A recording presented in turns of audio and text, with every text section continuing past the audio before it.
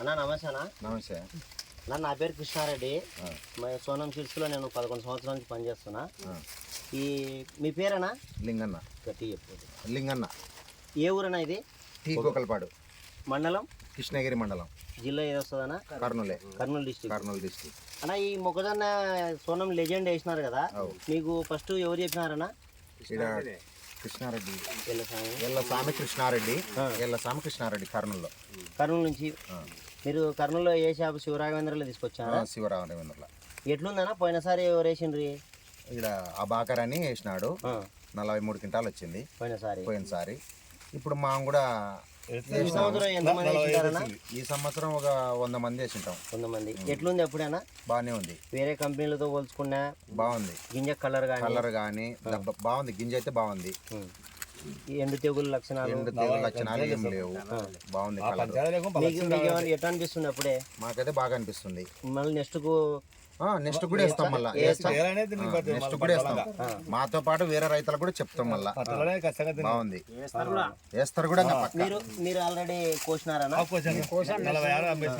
ఎన్ని క్వింటాలు అయిందన్నా ఒక ఎకరా? 45 క్వింటాలు ఒక ఎకరా. ఎన్ని ఎకరాలు వేసినారన్నా? 10 ఎకరాలు ప్లాట్ అన్నమాట. ఇప్పుడు ఆ ఎకరా కోపించిందండి. 45 క్వింటాలు వచ్చింది సార్. ఇప్పుడు ఒక ఎకరా 45 క్వింటాలు వచ్చింది. కాటేసినారు, అమ్మేసినారు.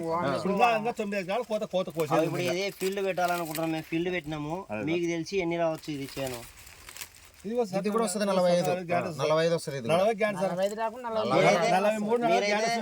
మీరైతే ఊర్లో ఇచ్చినందుకు సంతోషం.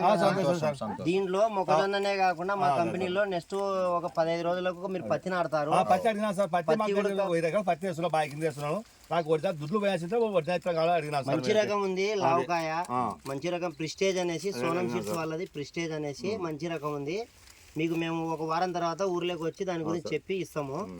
పత్తి కూడా మంచి రకాలు ఉన్నాయి. ఒడ్లు ఉన్నాయి, సోయా చిక్కుడు ఉన్నాయి. మీకు ఏ రకాలు కావాలన్నా ఉన్నాయి. అప్పుడప్పుడు మేము ఫీల్డ్కి వస్తాము. నాకు 10 రూపాయలు తిన్నా స్థితిలో మాకు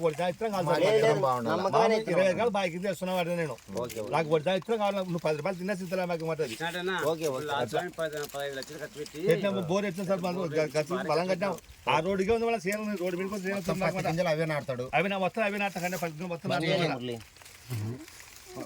మన సార్ కూడా చెప్పిన సార్ నాకు 4 సార్ కాదు సార్ చాలా చెప్పిన సార్ మటగా మాకు బలంగా తినాలి సార్ గింజలన్నీ.